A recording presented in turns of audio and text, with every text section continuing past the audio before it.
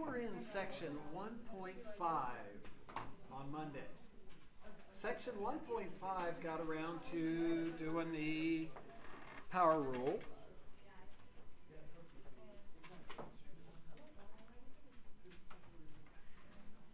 With this power rule, you can handle all kinds of functions that are polynomials. That's things like x to the fifth minus 7x cubed plus 8x squared. You get the idea. You can handle things where the x is to some type of a rational power like the cube root of x squared. Or you can handle things where x is in the denominator. So you can handle lots of stuff with the power rule.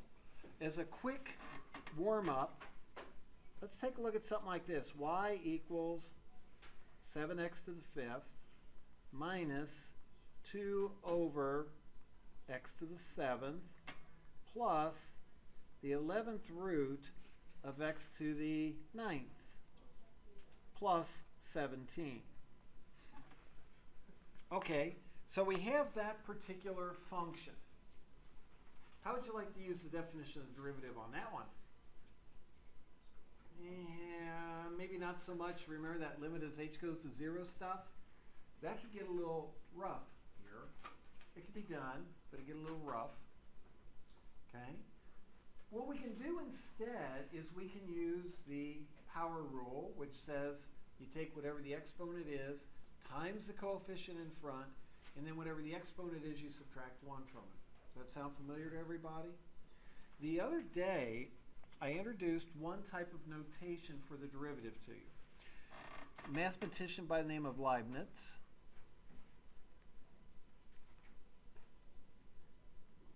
used the notation y prime for the derivative.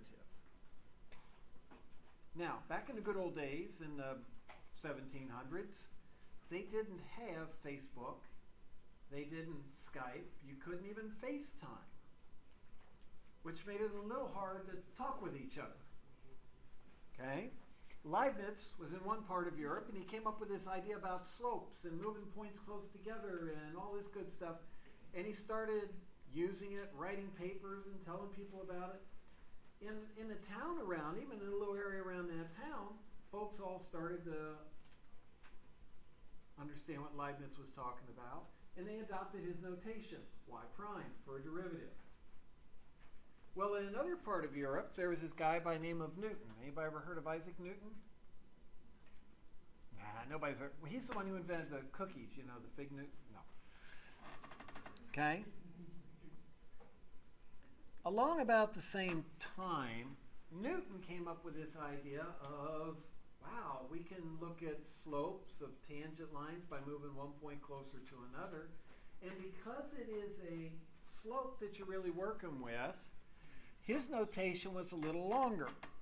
He came up with, or based it on the idea of a slope is y2 minus y1 over x2 minus x1. That looks familiar to everybody, right? Which is really the difference in the y values divided by the difference in the x values. So he came up with an abbreviation for the slope, dy over dx, and was doing derivatives just like Leibniz was doing derivatives elsewhere. And around him, folks got used to using this dy dx stuff because Newton said that, well, let's just all do it that way. Well, things worked really great.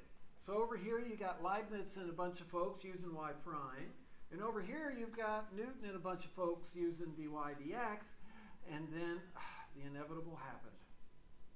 Somebody from one place or the other went to the others and said, dude, what are you doing? What is this? And found, oh, well, yeah, we're doing something like that, except we call it y prime. Okay? And there was enough of a following one way on the y primes and enough of a following the other way on the dy dx that people just kind of generally agreed, you know what, let's use either one and just go with it. So what's happened now is a couple hundred years later, we get our choice of notation. How about that? You've got a choice in life. Okay? So I will intentionally use both notations to to get you used to having them interchangeable. Okay? So we've got this function and we want to compute the derivative. Well, if I want to compute the derivative of this, doing it with Newton's notation, equals. Well, that first term is pretty easy to take the derivative of, isn't it? 7x to the fifth has a derivative of 35x to the fourth, and ta-da, that part's done. This next term could be written as a minus 2 x to the what power? Negative 7. When you take the derivative of that, you're going to take the exponent, negative 7, times the coefficient, negative 2, and you get a positive 14x. Now be careful. A lot of people like to put down x to the negative 6. But you're subtracting 1, aren't you? And negative 7 minus 1 is negative 8. So be careful not to go the wrong direction. Moving on to the next term, this can be rewritten as x to the what power? 9 over 11. And when you take the derivative of that, it's going to be plus 9 over 11 x to the, it's 9 over 11 minus 11 over 11. 1, okay? Which is going to give you a negative 2 over 11. Everybody good with that one? And for the last one, what's the derivative of 17? 0. You got it. So we can put down plus 0. That would be true. That would be accurate. Can we leave it blank? Sure. It's understood to be plus 0. One of the questions that seems to year after year find its way on the quizzes, tests, final exams is explain why the derivative of a constant is 0. Why is the derivative of a constant 0? Okay. And the two ways that come to mind to me most readily as far as explaining it, so it gives you a couple of options, are, first off, let's take this 17, and let's say we're going to take the derivative of it. That's the same thing as taking the derivative of 17 times x to the what power? 0 power, because notice over here it's really 17 times 1, isn't it? It's not 17 times x there, it's 17 times 1. Well, anything raised to the 0 power is what? 1, yeah, okay? Anything to the 0 power is 1. Even 0 raised to the 0 power is 1. That's handy for statistics. Okay? Which gives us then, if we're going to take the derivative of this, we're going to have our 17. We'll have it times the exponent. Then we're going to have it x to the exponent minus 1. A very important thing happens here. You get 17 times what? 0. And anything times 0 is 0. So it doesn't matter what power of x you have. It doesn't matter how big or how little the coefficient is. The derivative is always going to be 0 because that 0 from the exponent drops out front. Does that make sense? So there's one way to explain it. Yeah, but Chuck, I don't like this math stuff. I like pictures better than math. Okay, that's fine. We can do it this way. The second way to think of it, let's say we have something like y equals negative 2. If we graph this, here's our negative 2.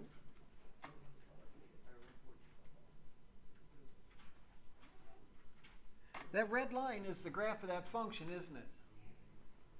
Does that make sense to everybody? What's the slope of that red line? 0. It's a horizontal line, isn't it?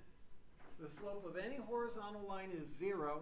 And let's see, remind me again, the slope is also begins with the letter D, derivative. The slope is the derivative.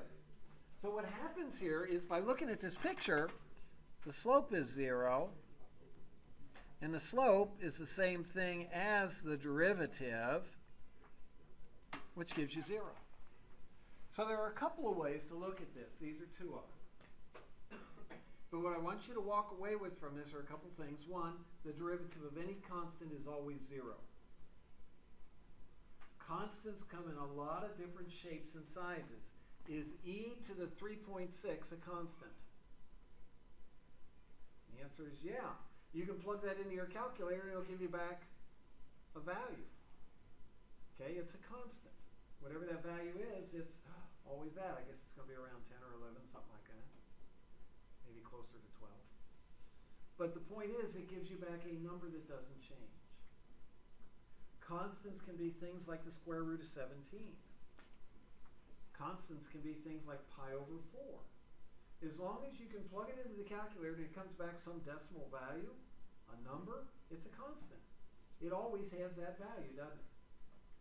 So constants come in all kinds of shapes. People are used to thinking 1, 2, 3, 4, 5 as constants, but there are all kinds of them out there. Everybody good? Okay, so the walk away on that is the derivative of a constant is 0. And then understand at least one, if not both, of those explanations. A real fair question for the quiz Friday, test 1. I guess Friday we'll talk about test 1. And stuff like that is, those two there are explanations on why the derivatives of constant are 0. Everybody good? The other thing I want to make sure of on this section is, are you okay with doing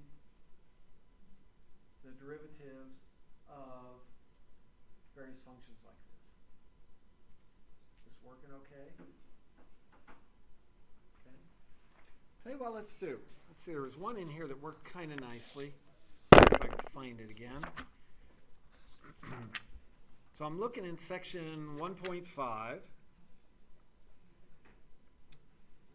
And let's see here. There's a question here where they ask you to come up with locations where the slope of the tangent line is 0. Here we go. I'm looking on page 155 in your book. Homework number 73. Okay? And on this homework problem, number 73, they ask you to find where is the tangent line horizontal. Now, you've got to be careful. There are a lot of subtleties in that question. Where is the tangent line 0? First, what's a tangent line? It's where it just contacts at one point, isn't it? Where is the slope of the tangent line 0? Now, if the slope of the tangent line is 0, what does that tell you about the orientation of the tangent line? Is it going up? Is it flat? Is it in an angle, up or down? What's it do? Okay, you guys got covered there. One of you is going like this, the other is going like this. Okay, so somewhere in here, having troubles with that. Somewhere in there it is. The slope is 0. Which direction does the slope of 0 take you? Does it take you horizontal or vertical? Horizontal. Very good. So, okay, good. We got it. All right, so let's take a look at this. We're looking at number 73. You're given that y is a negative 1/3 x cubed. And what else do they have? Plus 6x squared. Let's see here, minus 11x, minus 50. And you want to figure out, yes, sir? So if the tangent line is because of one point of the slope, isn't the tangent line going to be like vertical going up and down? Because if the slope is horizontal, like wouldn't it just go up and down just one point? Okay, yeah, let's figure out how, a graph of this function is something like that. And we'll come back to that in a little bit, and you'll see, oh yeah, I guess that really is what the function looks like. Now, with a tangent line, you're absolutely right. It only touches a function at one point, doesn't it? A way for it to only touch at one point is to come zipping through like this. Only touches at one point, doesn't it? Okay. What's another? Is that a tangent line or is that perpendicular to the graph at that point? Do you see it's perpendicular at that point? Okay, good. Now, tangent, I'm going to get rid of that line.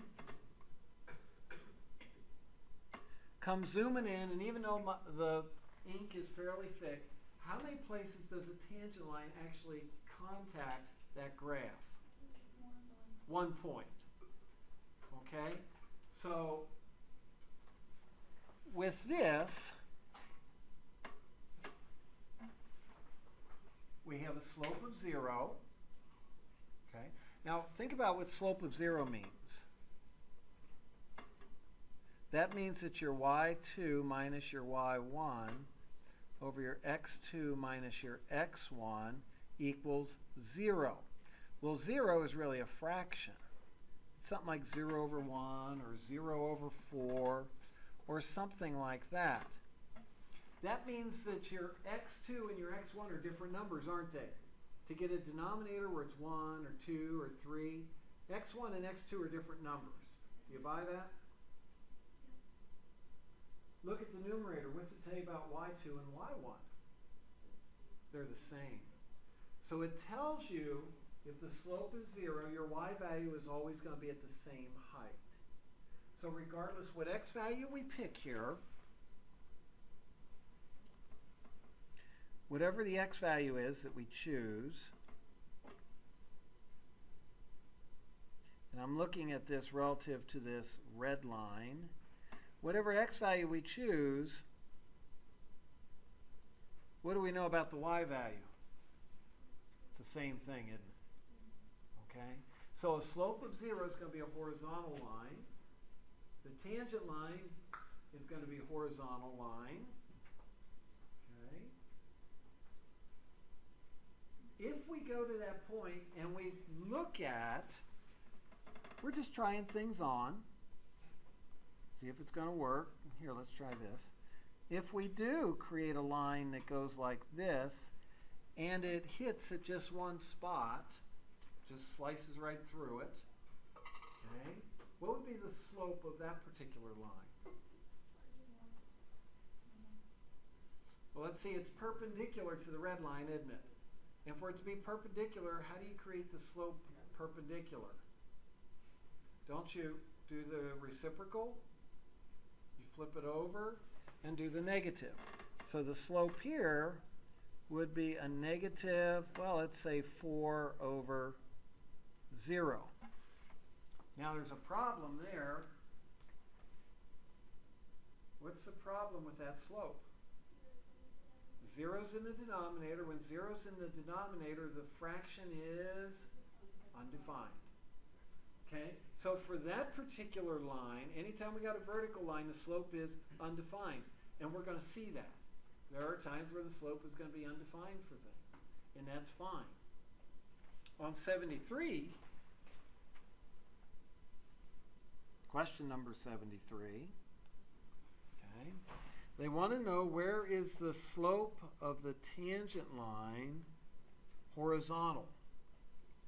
Horizontal, or they want to know where is the tangent line horizontal. Horizontal means the slope is 0. Now, if they just indirectly told us the slope is 0, that means the derivative is equal to 0, doesn't it?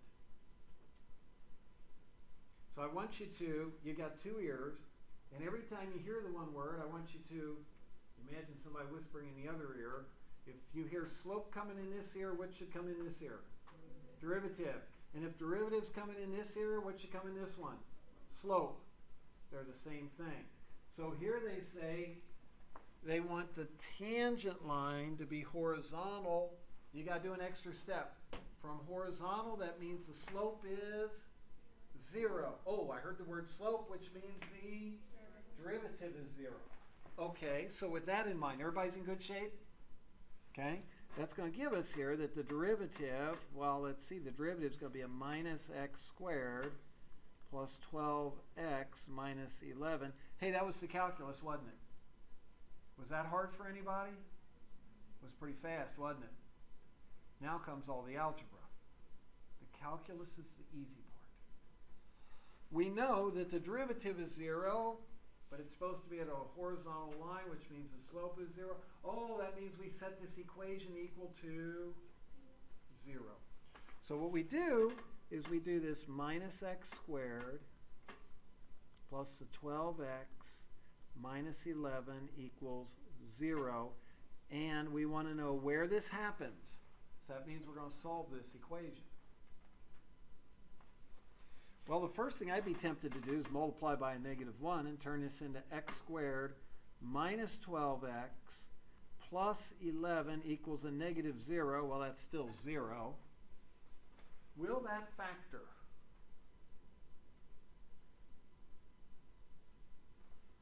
Or do we need the quadratic equation? Quadratic equation will definitely work. Did anybody get over to the math lab and get that installed on your calculator? Yay, way to go. So what's it work out to be? Probably something, yeah.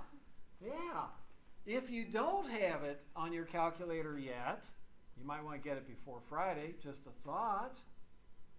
Okay. But another way to work this is this will factor.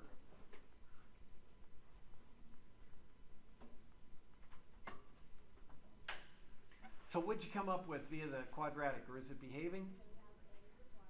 I was trying to figure out how to use it better. Okay, that's fine. This is a good time to figure it out before. It's 1. Wait, I have 2 numbers. It gives me 2 numbers. That's right. Would you expect 2 numbers? Oh, duh, yeah. That's okay. You could get 2 numbers, maybe 1 number, or 0 numbers. So 1, 2, or 0 possible solutions. Either way, you come up with these 2 values, x equals 1 or x equals 11.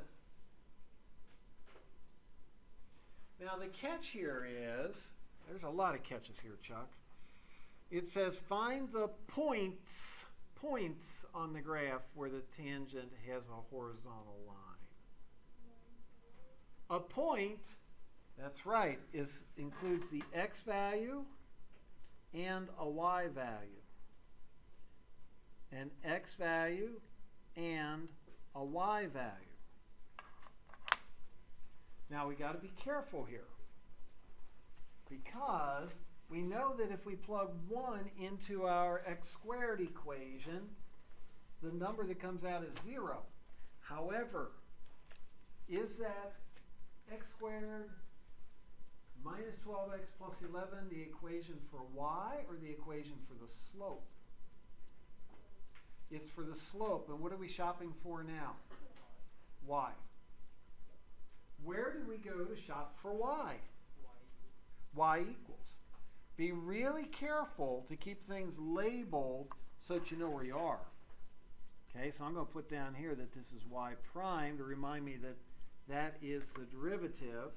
To get the y value, I'm going to go to y equals on my calculator. I'm going to put in the -1/3 times x cubed plus 6x squared minus 11x minus 50. Well, why are you doing that? Because I got 2x values to do this at. Which means if I type it in and then I go to table, how many times do I have to type in the equation?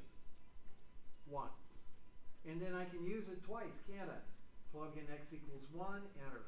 X equals 11, enter. So it saves some time, and more importantly, it reduces the likelihood of a mistake, because the less you have to enter that equation in, the less likely you are to hit the wrong button. Okay, so for x equals 1, we get a -55.33. For x equals 11, we get 111.33. I don't know where you're headed business-wise. You may or you may not ever have to use this kind of stuff. Beats me. Thinking hopefully not. Huh? Okay? But one of the uses of this is to find maximum and minimum points. We have 2 points at this time. We have this one and we have this one.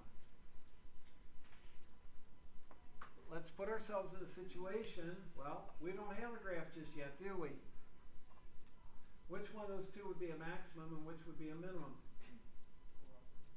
11 is the maximum. You're absolutely right. How'd you figure that out?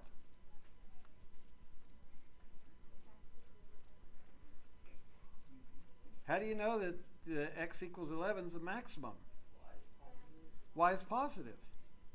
Compare it to the other location where x equals 1 and y is negative. The information that we have about the function actually matches the graph that I put up earlier, and I intentionally did it that way so that we can come back and say, hey, look, this is really, or could be the point 1, negative 55.33. This is really 111, whoops, not comma, but 0.33. It's kind of handy to know which is the max and which is the min. Raj lands himself a really nice job at P&G. One of the guys in the department's son just landed a job at P&G. Okay? The guys in the department got his PhD. His son, first job out. Makes more starting than his dad does in the department with a PhD. Whoa! I thought you teachers made a lot of money. A lot's relative. Compared to the business world, chicken. So you folks, when you graduate and you get your first job in business, you'll probably start at more than what I make. Okay.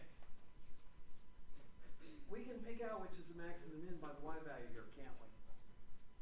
It may or may not be the case that you can do that easily depending on how many dimensions you're in. But you got to be able to figure out where the max and the min is, because when Raj gets his cool job at P&G, he doesn't want to lose it because, oh geez, I thought I was maximizing profit and all this time I've been minimizing it. That's not a good direction to take profit, is it? Whoa, bummer, I thought I was minimizing our costs, but it turns out I'm making it as expensive as we possibly can do this. Okay? That's not going to happen to him because he's going to pick up the rest of this stuff. He already knows the product rule. Okay? We've got to figure out some ways to tell if these are maxes or mins. That's going to come in a few more weeks. But for right now, do you see we can find high points and low points with this derivative equals 0 stuff? Okay? All right. So that's a little bit of review and pushing a little bit forward in section 1.5. Now, not every single function is going to be a polynomial. Some functions are going to look like something other than a polynomial. For example, let's say we have something like y equals x cubed minus 7x times x to the 4th plus 17x squared minus 9. So there's a function. Where did it come from? Just fell out of my head. Quick example. If you had to take the derivative of that right now, and you didn't know the product rule, your only hope would be to multiply x cubed times all that stuff, then turn around and multiply 7x times all that stuff, combine all the like terms, and then take the derivative.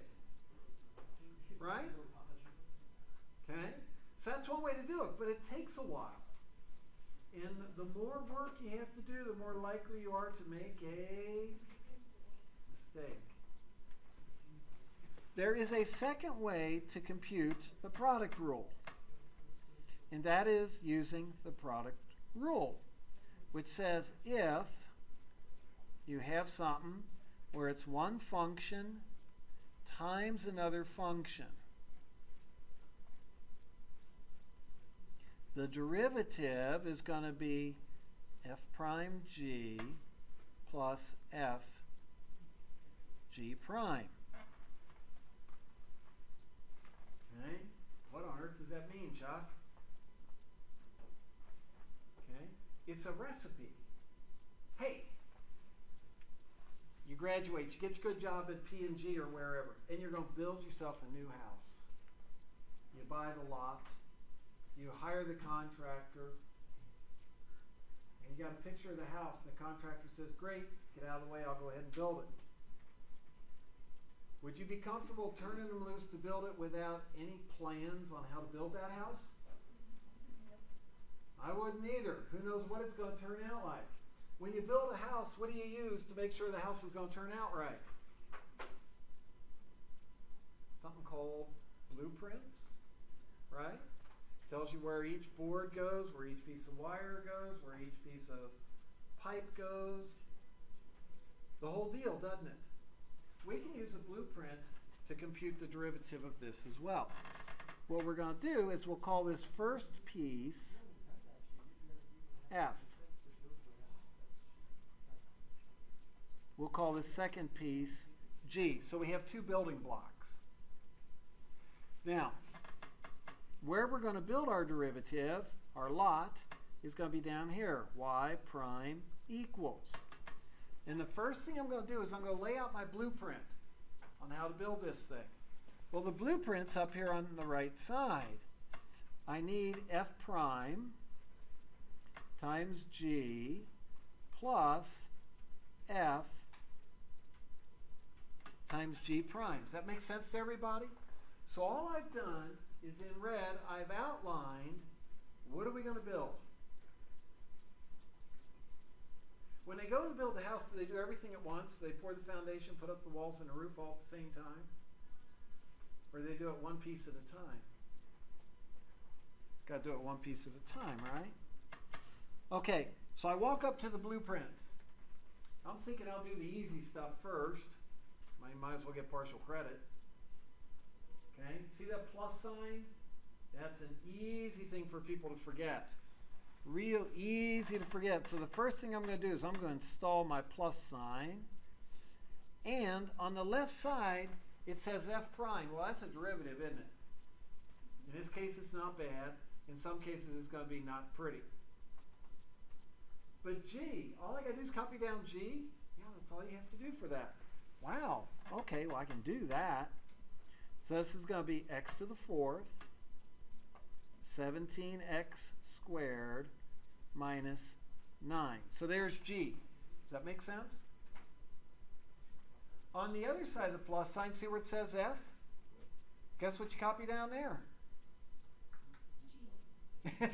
You got it. Way to go, Gabby.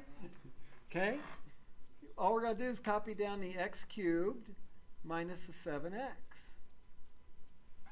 Have we really done anything so far?